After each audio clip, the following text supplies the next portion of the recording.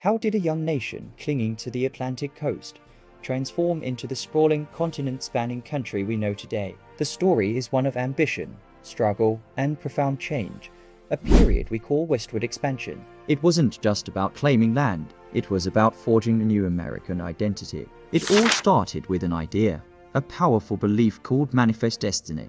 This was the conviction that the United States was divinely ordained to expand its dominion and spread democracy and capitalism across the entire North American continent. This wasn't just a political slogan, it was a cultural force that fueled the Westward Ho movement. The first giant leap was the Louisiana Purchase in 1803. President Thomas Jefferson, in a move that doubled the size of the country overnight, bought a vast territory from France. Imagine this map, suddenly colored in, stretching from the Mississippi River to the Rocky Mountains. This wasn't empty land. It was a world of diverse ecosystems and home to numerous Native American nations. But for the young U.S.N., it was a blank canvas for its future. The famed Lewis and Clark expedition was sent to explore this new territory, charting the unknown and opening the door for what was to come. With the door open, people began to move. The image of the covered wagon is iconic, and for good reason. It represents the Oregon Trail, a grueling 200-mile journey that pioneers undertook in search of a new life. They weren't just seeking adventure. They were driven by economic hardship in the east and the promise of fertile land in the west. Let's listen to a voice from the past, from the diary of a pioneer woman named Amelia Stewart Knight. Written in 1853, "My 8th child was born last night. I have got along so far quite well. It is a lovely morning, and the baby's sleeping. Think about that. Giving birth on the trail, surrounded by uncertainty, yet still finding beauty in a new day." These were ordinary people doing extraordinary things, their diaries filled with accounts of hardship, loss, and incredible resilience. They faced disease, treacherous river crossings, and the sheer exhaustion of daily travel. Then, in 1848, something happened that turned the steady stream of pioneers into a flood.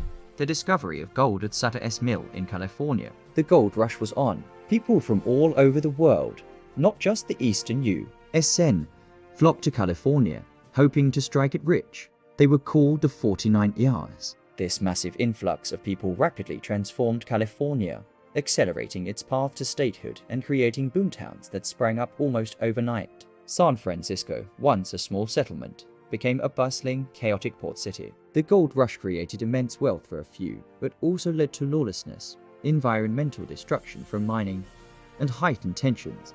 But this relentless push westward had a dark and tragic side. The land that settlers saw as empty and ready for the taking was the ancestral home of hundreds of Native American tribes. The concept of manifest destiny often meant the forced removal and subjugation of these peoples. The Indian Removal Act of 1830, for example, led to the horrific event known as the Trail of Tears.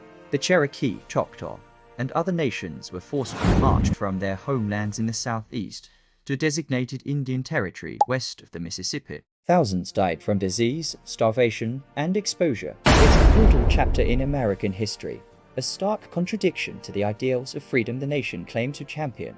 As settlers moved in, they brought their way of life, which was often at odds with the environment and the people already there. The vast herds of buffalo, central to the life of the Plains Indians, were hunted to near extinction, not just for their hides, but as a deliberate strategy to undermine Native American resistance. Forests were cleared for lumber and farmland. Rivers were dammed and diverted for agriculture and mining. The very landscape of the West was being reshaped permanently. This meeting of cultures wasn't just a clash. It was also a complex process of exchange and adaptation. The cowboy, that quintessential American icon, is a product of this cultural crossroads. The skills of horsemanship and cattle herding were learned from the Mexican vaqueros. New foods, languages, and traditions blended together, creating a unique Western culture. Towns that sprung up along the railroads became melting pots of immigrants from Europe and Asia, all seeking opportunity. This diversity was a key ingredient in the new American identity being forged on the frontier.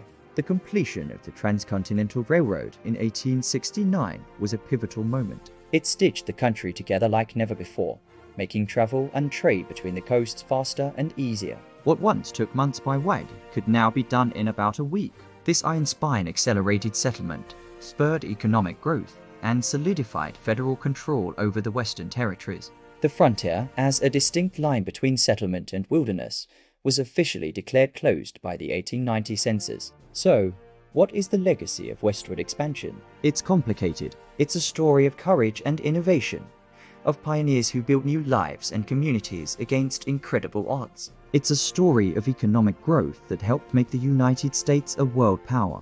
But it's also a story of violent conquest, of broken treaties and cultural destruction. It's a story of environmental transformation on an unprecedented scale. The westward expansion is embedded in the American psyche. It shaped the nation's character, fostering ideals of individualism, self-reliance, and a belief in second chances. But it also left deep scars that we are still grappling with today. Understanding this period, in all its complexity, with its triumphs and its tragedies, is essential to understanding the United States. It's a reminder that history is never just one story, but a crossroads of many. Thank you for watching. If you found this journey into America's past insightful, please like this video and subscribe to our channel for more deep dives into history. Let us know in the comments what part of this story resonates with you the most. See you next time.